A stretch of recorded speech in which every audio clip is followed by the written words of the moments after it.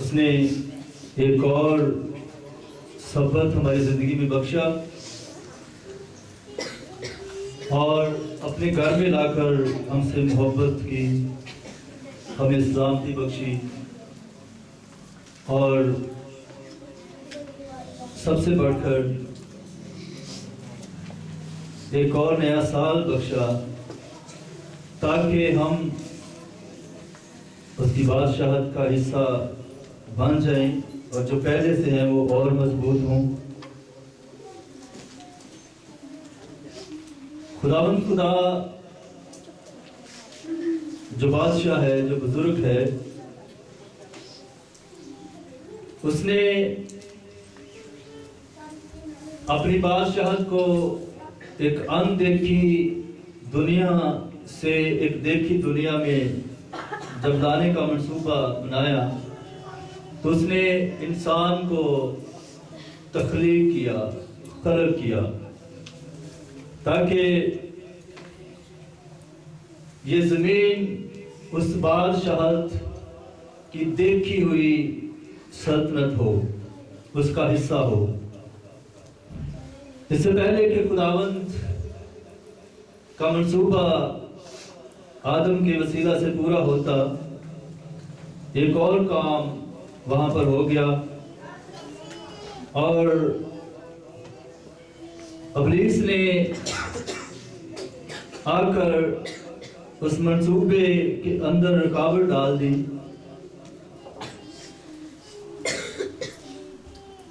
تو پھر ضرورت پڑی دوبارہ اس آدم کو اس مقام پر لانے کے لیے کہ وہ اس کی بادشاہت کا حصہ بنے۔ اس نے وہ سوچ، وہ ذہن جو باغ عدن میں کھو دیا، اس کو بحال کرنے کے لیے پھر خداوند نے ایک طویل انتظار بھی کیا ہے اور طریقہ کار بھی اپنایا ہے۔ بائبل مقدس بادشاہت کے قوانین ہیں، بادشاہ کی کتاب ہے جس پر ہم عمل کر کے اس کی بادشاہت کا حصہ بن سکتے ہیں اور اس کی بادشاہت کو وسعت دے سکتے ہیں۔ تو بائبل مقدس جس چیز پر زور دیتی ہے وہ بادشاہت ہے، کیونکہ ہمارا خدا کیا ہے؟ بادشاہ ہے۔ ہم اس کے کیا ہیں؟ کیا ہیں؟ ہم سب اس کے کیا ہیں؟ ہم اس کی اولاد ہوتے ہوئے شہزادے شہزادیاں ہیں، اس کے بیٹے بیٹیاں ہیں۔ آئیں میرے ساتھ نکالیے متی کی انجیل،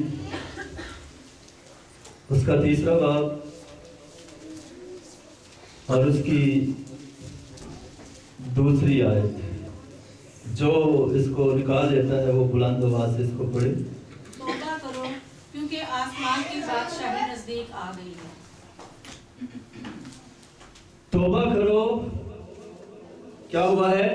کیونکہ آسمان کی بادشاہی نزدیک آ گئی ہے۔ اس کا مطلب کیا ہے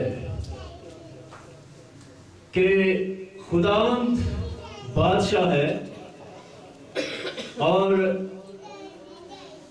وہ اپنی بادشاہت کو لے کر آیا ہے تاکہ دوبارہ اس کو حاصل کیا جائے۔ پہلے جب اس نے خلق کیا تو وہ اس کی بادشاہت کا حصہ تھا۔ یہ زمین اس بادشاہت کی ایک کالونی تھی، لیکن جب بغاوت ہو گئی تو پھر یہ منصوبہ وہاں پر رک گیا۔ جیسے ابھی اگر ہم اس چرچ سے تھوڑا ادھر جائیں تو ایک پارک بن رہی ہے، وہاں پر بہت سارے اس پارک کے اندر پروجیکٹ ہیں۔ ایک وقت یہ شروع ہوا تھا، پھر یہ بند ہو گیا، اب یہ دوبارہ شروع ہوا ہے اور ختم ہو رہا ہے، اس کو تکمیل کیا جا رہا ہے۔ تو جب خدا نے انسان کو بنایا اور اس نے پھر بغاوت کر دی تو وہ منصوبہ کیا ہو گیا؟ رک گیا۔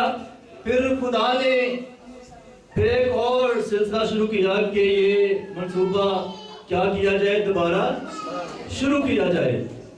تو یوحنا کیا کہتا ہے؟ یوحنا استباغی کیا کہتا ہے؟ توبہ کرو کہ بادشاہت، کس کی بادشاہت؟ آسمان کی بادشاہت نزدیک آ گئی ہے۔ یہاں پر توبہ کے لیے جو انگلش کا لفظ ہے وہ ہے ریپینٹ۔ کیا ہے؟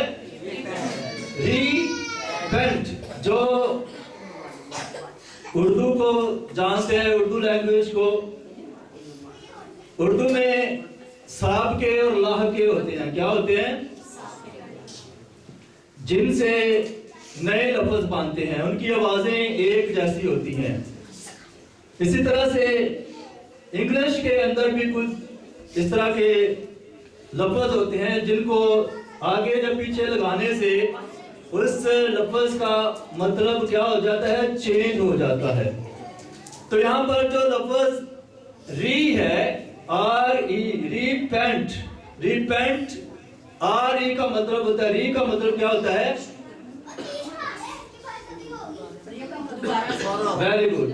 ری کا مطلب کیا ہوتا ہے؟ دوبارہ۔ ریپینٹ۔ آج آپ نے جتنی بھی توبہ کی ہے اچھی بات ہے، جو اس کا اصل مطلب بنتا ہے وہ آج سے آپ نے یہ اپنے ذہن میں لے کر زندگی بسر کرنی ہے۔ ریپینٹ کا مطلب کیا ہے؟ ہم بچپن سے جانتے ہیں، توبہ پادری صاحب توبہ کرواتے ہیں، بپتسمہ کرواتے ہیں۔ اصل میں خدا کے نزدیک یہ لفظ کیا ہے، وہ کیا چاہتا ہے کہ ہم کس طرح کی توبہ کریں؟ تو ریپینٹ کا مطلب ہے دوبارہ حاصل کرنا۔ کیا کرنا؟ دوبارہ حاصل کرنا۔ دوبارہ اس مائنڈ سیٹ کو، اس ذہن کو دوبارہ لینا، حاصل کرنا ریپینٹ ہے۔ اس کا مطلب خالی توبہ نہیں ہے۔ آئے یہ یوحنا نے گواہی دیا پہلے کہ بھائی ایک موقع آیا ہے دوبارہ بادشاہت کو حاصل کرنے کا۔ تو یسوع مسیح نے بھی کچھ اس طرح سے بات کی ہے۔ متی 4 باب اس کی 17 آیت، جو بھی اس کو نکال دیتا ہے وہ اس کو بآواز بلند پڑھے۔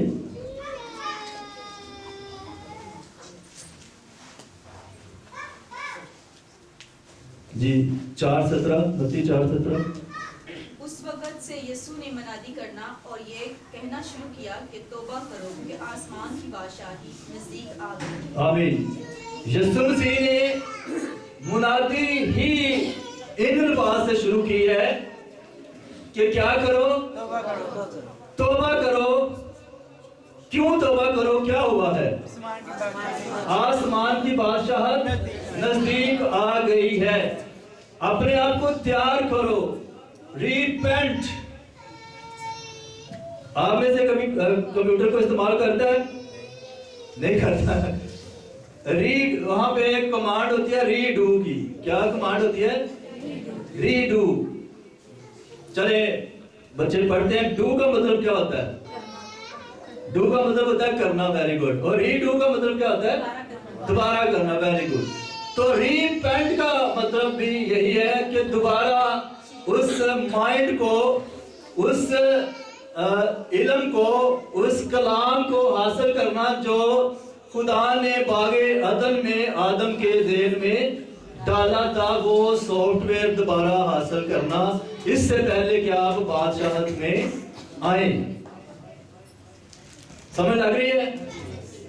بادشاہت نزدیک آ گئی ہے، لیکن اس کو حاصل کرنے کے لیے، اس میں جانے کے لیے آپ کو ایک کام کرنا ہے کہ اس کے لیے دوبارہ تیار ہونا ہے، اس کی طرح بننا ہے، تب آپ اس میں داخل ہو سکتے ہیں۔ جب آپ شادی پہ جاتے ہیں تو کیا کرتے؟ تیاری کرتے ہیں نا، اس کے لائق بنتے ہیں نا، लाइव फंक्शन है, शादी है या कुछ भी है, तो फिर आप उसमें दाखिल होते हैं। अगर किसी आप जगह पे जाते हैं तो वहां पे जाने के लिए आपको इनविटेशन दिया जाता है, तो वो कार्ड आपके पास होता है तो दाखिला मिलता है ना। आप इम्तिहान देने के लिए जाते हैं तो रोल नंबर स्लिप होती है तो दाखिला मिलता है। ऐसे ही एंट्री कार्ड होता है ना। जवाब दें आज। हाँ जी, कुछ सीख लें हम, ठीक है, अगले साल में दाखिल होने से पहले क्या हमें दाखिल हो जाने एंट्री कार्ड होता है तो फिर एंट्री होती है। तो यहाँ पर भी ये कानून लागू है कि उसके लायक बन जाओ और वो सोच, वो कलाम, वो जिस्म ले लो, ताकि आप जो बादशाह नजदीक आ गई है, और बादशाह कौन सी है? आसमान की, उसमें दाखिल हो सको। इसके लिए आप रिपेंट करें। आइए आप इस आयत को बा तर्जमा पढ़ते हैं और सही इसका जो रिपेंट है इसका मतलब जानते हैं। अपनी जो आपके जहन में सालों से ये तौबा का मतलब है, असल में इसका मतलब क्या है, मैं सिर्फ आपको उर्दू का तर्जमा बताता हूँ। चलिए मैं साथ में इंग्लिश भी पढ़ता हूँ, फिर साथ में तर्जमा कर, ताकि आपको पता चले कि मैं अपने को गल कर रहा, ठीक है। Repent, change your inner self. तौबा करो और इसका मतलब है अपने अंदर को तब्दील करो। Your old way of thinking, अपने पुराने सोचने के अंदाज को, तरीके को क्या करो? तब्दील करो। यानी पुराने माइंड सेट को क्या करो? तब्दील करो। रिग्रेट पास्ट सिंस, अपने पुराने गुनाहों पर क्या करो? पछताओ। लिव योर लाइफ, अपनी जिंदगी गुजारो इन अ वे दैट प्रूव रिपेंटेंस, इस तरह अपनी जिंदगी गुजारो कि साबित हो कि आपने तौबा की है। सीक गॉड्स पर्पस, और खुदा के मकसद को जानो। फॉर योर लाइफ, अपनी जिंदगी के लिए। ये एक छोटे से लफ्ज रिपेंट का तर्जुमा है। हम सिर्फ तौबा कर लेते हैं, लेकिन ये चीजें शायद चेंज नहीं करती। अब इसकी जरूरत क्यों पड़ी कि इतना कुछ करो कि अपने अंदर को चेंज करो, अपने सोचें जो पुरानी है उनको चेंज करो, तब्दील करो, अपनी जिंदगी गुजारने के तरीके को चेंज करो, और इस तरह से जिंदगी बसर करो कि आप नए इंसान हैं। आप क्या हैं? पुरानी चीजें जाती रही, देखो वो आप नए इंसान। इस तरह से जिंदगी बसर करो और इसको साबित करो, और खुदा के मकसद को अपनी जिंदगी के लिए क्या करो? जानो कि उसका मकसद क्या है। अब इतनी सारी चीजों की जरूरत क्या पड़ी? आइए निकाले पैदाइश 3 का बाब।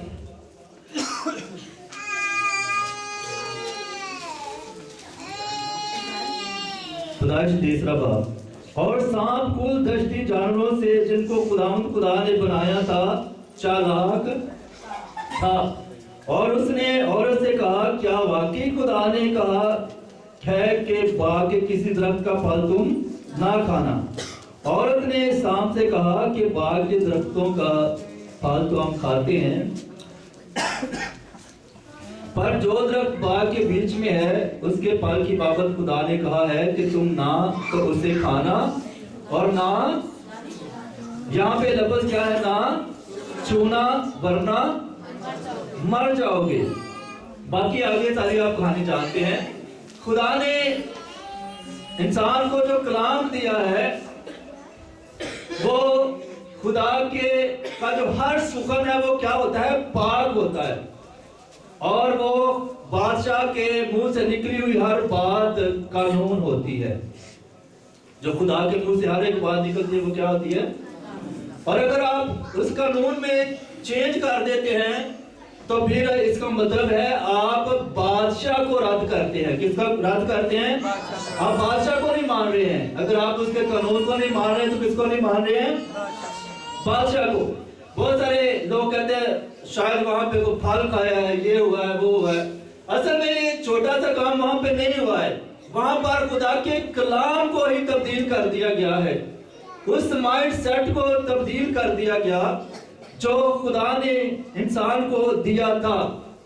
اور یہ کوئی ہلکی سی بات نہیں ہے. جب آپ خدا کے کلام کو رد کرتے ہیں تو اس کا مطلب ہے آپ کس کو رد کرتے ہیں؟ خدا کو رد کرتے ہیں. تو انہوں نے اپنے بادشاہ کو کیا کر دیا؟ رد کر دیا. جیسے سول کو جب بادشاہ بنایا تو اس سے پہلے اسرائیل کا کون بادشاہ تھا؟ سول کے سے پہلے کوئی بھی نہیں بادشاہ. وہ پہلا بادشاہ تھا. یہ خدا کس نے کہا ہے؟ بائبلی تعلیم دیں. سول سے پہلے خدا اسرائیل کا حقیقی ازلی ابدی بادشاہ تھا جس کے بارے میں یسایہ بعد میں کہتا ہے کہ اس کی بادشاہت کو کوئی کمی نہ ہوگی, اس کا اخیر نہ ہوگا. اور انہوں نے اپنے حقیقی بادشاہ کو کیا کیا؟ رد کر دیا کہ ہمیں انسانی بادشاہ چاہیے. یہاں پر بھی انہوں نے باغ عدن میں خدا کو رد کر دیا, اس کے کلام کو رد کر دیا اور خدا کا اصل منصوبہ انہوں نے رد کر دیا, اس کا مقصد رد کر دیا. اب ضرورت پڑی کہ دوبارہ ہم اس کلام کو حاصل کریں. کمپیوٹر کا ٹیچر ہوتے ہوئے مجھے یہ بڑے اچھے طریقے سے سمجھ آتی ہے کہ جب آپ کمپیوٹر لیتے ہیں تو اس کے اندر سافٹ ویئر ڈالتے ہیں تب جا کے وہ مشین کام کرتی ہے. کیا کرتے ہیں؟ سافٹ ویئر ڈالتے ہیں تب جا کے وہ مشین کام کرتی ہے. لیکن اگر کوئی اس مشین میں اپنا سافٹ ویئر ڈال دے تو وہ پھر اس طرح سے کام کرے گی جس طرح وہ کوئی اور اس میں سافٹ ویئر ڈال دیتا ہے. تو خدا کا کلام یہاں سے نکال کے ابلیس نے کون سا کلام ڈال دیا؟ اپنا اس کے اندر کلام ڈال دیا جس کو ناراست کلمہ یا کلام کہتے ہیں.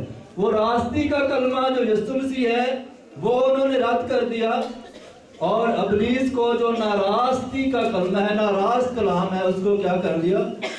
قبول کر لیا. جب ہم ابلیس کی بات مان لیتے ہیں اس کا مطلب ہے ہم اس کو کیا کر لیتے ہیں؟ قبول کر لیتے ہیں. تو پھر ضرورت پڑی کہ بادشاہت میں جانے کے لیے خدا کے کلام کو حاصل کریں, اور بادشاہت میں جانے کے لیے آپ کو خدا کے کلام سے پاک اور صاف ہونا پڑے گا. اس کے کلام کے وسیلہ سے اپنے ذہن کو تبدیل کرنا پڑے گا. یہ خدا کا کلام ہے جو ہمیں تبدیل کرتا ہے. خدا کا کلام کیا کرتا ہے؟ ہمیں تبدیل کرتا ہے. آئے نکالے عبرانیوں 4 باب اس کی 12 آیت. یہاں پہ پولس رسول نے یہاں پر بتایا ہے کہ خدا کا کلام مؤثر ہے. خدا کا کلام کیا ہے؟ جی کوئی نکالا کسی نے؟ عبرانیوں 4:12. کیونکہ خدا کا کلام زندہ اور مؤثر. خدا کا کلام پہلے نمبر پہ کیا ہے؟ زندہ ہے. اس کے اندر کیا ہے؟ زندگی ہے. یوحنا پہلے باب میں لکھا ہے کہ جو کچھ بھی بنایا گیا, تخلیق کیا گیا, وہ سارے کا سارا خدا کے کلام کے وسیلہ سے. خدا کا کلام زندہ ہے اور اس کے اندر کیا ہے؟ زندگی ہے. زندگی ہے. اور دوسرے نمبر پر وہ مؤثر ہے.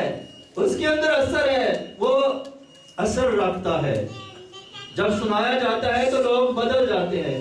جی اس کے بعد اور ہر ایک 2 دھاری تلوار سے زیادہ تیز ہے. اور یہ دنیا کی جو تلواریں ہیں اگر ان کے 2 منہ بھی ہوں तो उनसे भी ज्यादा तेज है। आगे, और जान और रूह और बंद और गूदे को जुदा करके गुजर जाता है। ये जिसके बारे में रिपेंट कहता है कि अपने अंदर को क्या करो, चेंज करो, ये उसके अंदर गुजर जाता है, उसको तब्दील कर देता है।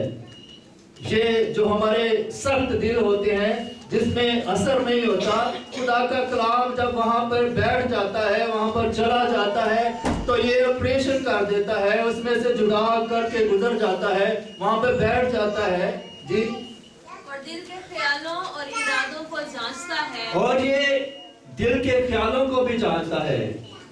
मिसाल का मुसन्निफ कहता है जो दिल है वो सारी चीजों से लालाज और हीलेबाज है। कौन इसको जांचता है, दरियाफ्त कर सकता है? लेकिन खुदा का कलाम इसको भी जांचता है, इसको भी नाप तोल करता है। आगे बढ़ें। और उससे मखलूकात की कोई चीज छुपी नहीं। और खुदा के कलाम से कोई भी ऐसी चीज नहीं है जो छुपी हुई हो, सारी चीजें उसके सामने अयां हैं, क्योंकि खुदा के कलाम से ये सारी चीजें बनी हैं, तख्लीक की गई हैं। इसलिए अगर आपको अपना अंदर तब्दील करना है तो उसके लिए आपको कौन सी दवाई लेनी है जी? फिर तुम कहते हो समझ नहीं लगती। खुदा का कलाम मौसर कौन है? जिंदा कौन है? जानता कौन है? और दो धारी तलवार से तेज कौन है? तो ये है वो दवाई जो हमारे अंदर को तब्दील कर देती है। बलबीर सूफी का नाम सुना किसी ने? अब पता नहीं गायब हो गया। उसका एक गीत था, पानी यसूदी अंदरों करे सफाई। यानी पानी पंजाबी का लफ्ज है, बात को कहते हैं। खुदा का कलाम जो है वो अंदर से सफाई करता है, अंदर को चेंज करता है। तो अगर आज तक हम क्रिसमस मनाते आए हैं, नया साल मनाते हैं, हम अपनी तरफ से क्रिश्चियन भी होते रहे हैं, लेकिन तब्दील नहीं हुए हैं, तो फिर आज खुदा का कलाम क्या कहता है? रिपेंट, अपने अंदर को क्या करो? तब्दील करो। और वो कौन कर सकता है? खुदा का कलाम। इसलिए कलाम के सुनने वाले, पढ़ने वाले मुबारक है, लेकिन ज्यादा मुबारक कौन है? जो उस पे अमल करते हैं, जो तब्दील हो गए हैं। तब्दील वही होता है जो अमल करता है, हर कोई इस पर अमल नहीं करता। बहुत सारे लोग सवाब के गर्ज से बाइबल को पढ़ते हैं, क्योंकि हम जिस दुनिया में रहते हैं वहां पे तोते ज्यादा है। तोते समझते हैं? रट्टा लगाने वाले। हाँ जी, क्यों रट्टा मारना? सवाब है। एंड अगर तुसी वीडियो देखी हो या किते गुजरे एंड सिर हल्ले होने ने मुंह चों आवाज आ रही होती है, रट्टा लग रहा होता है, तो ना है पता कि अंदर की ली है, तो ना है पता कि ਅਸੀਂ पढ़ की रहे हैं। सिर्फ सवाब मिल रहा है, लेकिन कभी किसी को सवाब नहीं मिला, क्योंकि ये खुदा का कलाम खाली सवाब से ताल्लुक नहीं रखता है। ये बादशाह की किताब है, इसके पढ़ने वाले, सुनने वाले क्या है? और इस पर अमल करने वाले ज्यादा मुबारक हैं। वो मुबारक हैं, वो लानतों से निकल आते हैं जो इस पर अमल करते हैं। अगर आज आपकी जिंदगी में कोई भी ऐसी लानत है, कोई बीमारी है, कोई ऐसा कुछ है, कोई अंदर डर है, खौफ है, तो खुदा का कलाम उसको क्या कर देगा? बदल देगा। फिर उसके बाद आता है अपनी सोच को, अपनी पुरानी सोच को क्या करना? तब्दील करना।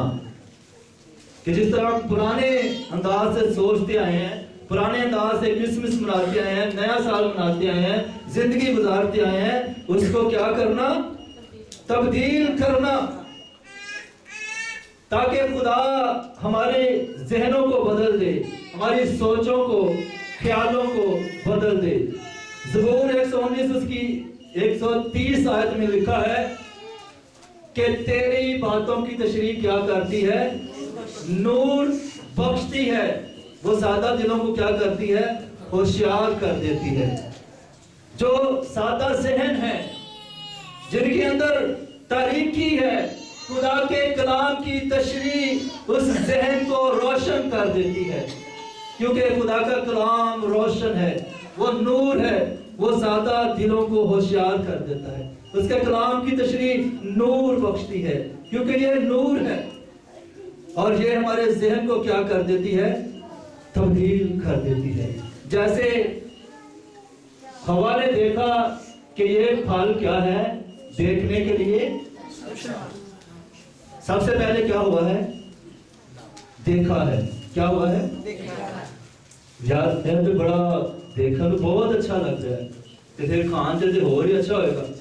تو جب ہم کسی غلط چیز پہ بارے میں دیکھتے ہیں اس پر، تو پھر ہمارا کیا ہوتا ہے؟ سوچ بدلتی ہے۔ تو وہاں پر بھی یہی ہوا ہے کہ جو خدا کا کلام تھا، خدا نے جو ذہن دیا تھا وہ بدل گیا۔ اس لیے عبرانیوں 12 باب اس کی 2 آیت، اس کو پڑھے، میں چاہتا ہوں آپ میں سے کوئی پڑھے اس کو۔ عبرانیوں 12 باب اس کی 2 آیت۔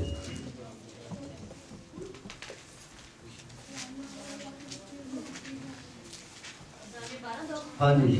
اور ایمان کے بانی اور کامل کرنے والے یسوع کو تکتے رہے۔ کس کو تکنا ہے؟ اس کو دوبارہ پڑھیں۔ اور ایمان کے بانی، ہمارے ایمان کا بانی کون ہے؟ اور کامل کون کرتا ہے؟ اس کو کیا کرنا ہے؟ جب ہم اس کو تکتے رہیں گے، اس کی صلیب کو تکتے رہیں گے، تو ہمارا ذہن، ہمارا خیال، ہماری سوچیں اس کی جیسی ہو جائیں گی، اور ہمیں وہ نظر آئے گا، اس کا کلام نظر آئے گا۔ جیسے اس نے اس پھل کو دیکھا تو اس کو اس طرح کی سوچیں اور خیال آئے۔ جب ہم یسوع مسیح کو دیکھیں گے تو پھر اس طرح کے خیال آئیں گے، اس کے خیال، اس کی سوچیں، اس کا کلام ہمارے ذہن میں آئے گا۔ پھر ہمارے جو پرانی سوچوں کا انداز ہے وہ بدل جائے گا، نیا ہو جائے گا۔ اور پھر تیسرے نمبر پر ہے کہ اپنے گناہوں پر کیا کرو؟ پچھتاؤ، کہ ہم نے غلطی کی ہے اور اس کی سزا موت ہے۔ یہ چھوٹی موٹی غلطی نہیں ہے، بلکہ اس کی سزا کیا ہے؟ اور یہ موت بھی عارضی نہیں ہے، بلکہ ابدی موت۔ اس بات کے لیے پچھتائیں تاکہ ہماری توبہ سچی توبہ ہو جائے۔ اور پطرس نے جب پہلا واز کیا تو کتنے لوگ مسیحی ہو گئے؟ 3000۔ ان کے دلوں پر کیا لگی؟ چوٹ لگی۔ ان کا ذہن کھل گیا کہ واقعی ہم گنہگار ہیں، ہم نے گناہ کیا ہے، ہم سے غلطی سرزد ہوئی ہے، اور انہوں نے توبہ کی، اور ایک ہی دن میں 3000 کے قریب مسیح میں شامل ہو گئے۔ ہمیں بھی اس طرح سے پچھتانے کی ضرورت ہے تاکہ ہمیں خدا کا کلام سمجھ آئے۔ جنہوں نے توبہ کی ہے خداوند ان کو برکت دے، اپنے میں مضبوط کرے، اور جو یہاں پر بیٹھے سن رہے ہیں اگر آج تک توبہ نہیں کی ہے تو خداوند آپ کو توفیق دیتا ہے، یہ دن دیتا ہے کہ آپ توبہ کریں اور اپنے گناہوں پر کیا کریں؟ پچھتائیں کہ واقعی ہم گناہگار ہیں، اور پھر اس طرح سے زندگی بسر کریں کہ ہماری زندگی بسر کرنے سے نظر آئے کہ واقعی ہم تبدیل شدہ ہیں، ہم نے توبہ کر لی ہے۔ توبہ کر کے بھی اگر ہم ویسے نظر نہیں آتے ہیں تو پھر اس کا مطلب ہے توبہ نامی ہے، دیکھا دیکھی ہے۔ اس لیے جب ہم توبہ کر لیتے ہیں تو پھر نظر آنا چاہیے کہ واقعی ہم نے توبہ کی ہے، ہماری سوچیں بدل گئی ہیں، ہمارا اندر بدل گیا ہے، ہمارے سوچنے کا انداز بدل گیا ہے۔ اگر پرانا ہی ہے تو پھر اس توبہ کا کوئی فائدہ نہیں ہے۔ متی 3 باب اس کی 8 آیت میں لکھا ہے، پس توبہ کے موافق کیا کرو؟ پھل لاؤ۔ جب آپ نے توبہ کر لی ہے تو آپ کے جو کردار ہے، آپ کی جو باتیں ہیں، آپ کا جو کام ہے وہ کس کے مطابق ہو؟ توبہ کے موافق، اس طرح کا ہو کہ واقعی آپ نے توبہ کی ہے۔ اگر ایک بندہ फौजी है, एक बंदा सिपाही है, उन दोनों में फर्क ही कोई नहीं है, तो फिर इस बात क्या है? कोई तब्दीली है? वो भी एक जैसा है, वो भी एक जैसा है, तो कोई फर्क नहीं है। इसलिए जब तौबा कर ली है तो तौबा वाला शख्स जो है वो दुनिया से क्या है? चेंज है, वो नई मखलूक है। पुरानी चीजें जाती रही, देखो वो सब नई हो गई। जब आप नए हो जाते हैं तो फिर उसके मुआफ़िक क्या करें? फल लाएं, ताकि पता चले कि अब आप पुराने नहीं रहे हैं। और ये सब कुछ हम इसलिए करें कि क्योंकि आसमान की बादशाहत क्या हुआ है? नज़दीक आ गई है। उसमें शामिल होने के लिए हमें ये सब कुछ करना है और करना चाहिए, तभी जाकर हम उसके मुआफ़िक हो सकते हैं। और आखिरी जो तौबा के अंदर अंसर है वो है कि खुदा के मकसद को अपनी ज़िंदगी के लिए जानना, कि खुदा का मकसद क्या है। बहुत सारे लोग अपने मकसद के लिए जीते हैं, ज़िंदगी बसर करते हैं, लेकिन वो मकसद खुदा का मकसद नहीं होता। खुदा का मकसद कोई और होता है, उसको जानने की ज़रूरत है। आइए निकालें इमसाल 19 बाब उसकी 21 आयत। इमसाल 19 बाब उसकी 21 आयत।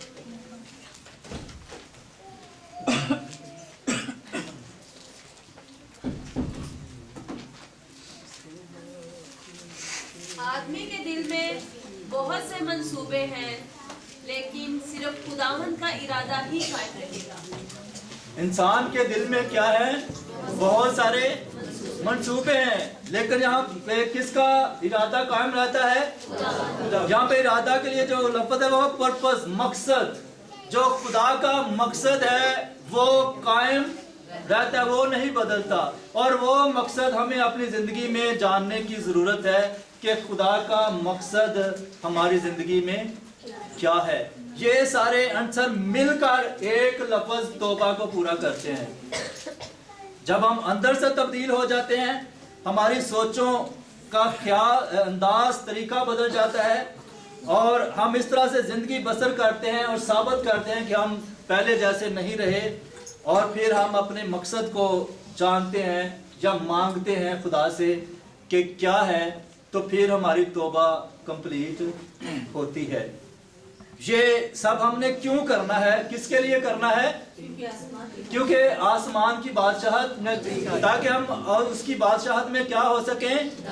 दाखिल हो सकें। आए अब थोड़ी सी झलक इस बादशाहत की देखते हैं। मत्ती 13 बाब निकालिए।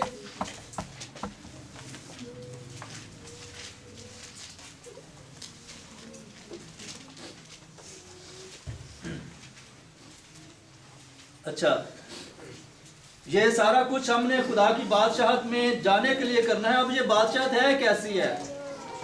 13 बाब उसकी 44 आयत में लिखा है, आसमान की बादशाहत खेत में छुपे खजाने की मानिंद है, जिसे किसी आदमी ने पाकर छुपा दिया और खुशी के मारे जाकर जो कुछ उसका था बेच डाला और उस खेत को क्या किया? मोल ले लिया। खुदा की बादशाहत इतनी कीमती, इतनी पुरकश और इस कदर जबरदस्त है कि एक आदमी को वो मिल जाती है और उस खजाने की मानिंद है कि उसको पाने के लिए उसने अपने घर का जो कुछ भी था वो क्या कर दिया? ताकि वो क्या करे? खुदा की बादशाहत को ले ले, उसमें दाखिल हो सके। ये एक मिसाल है, हम उसे मोल नहीं ले सकते, हम उसमें दाखिल हो सकते हैं। उसके लिए क्या करना? हमें पहले जो हमने 4-5 चीजें सीखी हैं वो करें तो हमें ये फ्री में, मुफ्त में बादशाहत मिल जाती है। ये सिर्फ ये बताया गया है कि वो बादशाहत इस तरह की है कि अगर हम सब कुछ भी बांट दें, बेच दें, तो भी वो बादशाहत इससे ज्यादा महंगी और कीमती है जो हमें फ्री में मिल रही है। उसके बाद अगली आयत में 45 में वो एक मोती की मानिंद है। फिर आसमान की बादशाहत उस सौदागर की मानिंद है जो उम्दा मोतियों की तलाश में था। जब उसे एक बेश कीमत मोती मिला तो उसने जाकर जो कुछ उसका था सब बेच डाला और उसे मोल ले लिया। वो एक मोती की मानंद है कि उस मोती को हासिल करने के लिए उसने जो कुछ उसका था वो सारा क्या किया, बेच दिया ताकि वो उस मोती को हासिल कर सके, मोल ले ले। खुदा की बादशाहत इससे भी ज्यादा है, इसको बयान करना शायद मुमकिन नहीं है, लेकिन उसकी बादशाहत में जाने के लिए, उसको पाने के लिए आए हम देखें मत्ती 6 बाब उसकी 13 आयत हमें ये किस तरह से हासिल करनी है। मत्ती 6 बाब उसकी 33 आयत, मत्ती 6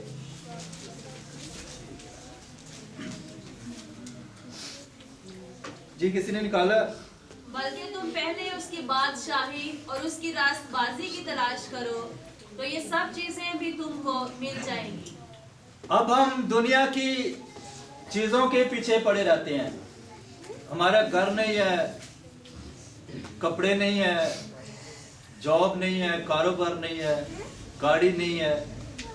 ये चीजें अगर मैं आपसे कहूँ सबको चाहिए तो सब आप कहेंगे हमें चाहिए, लेकिन इससे पहले आपको क्या करना है, रास्तबाजी तलाश, पहले क्या करें, रास्तबाजी तलाश,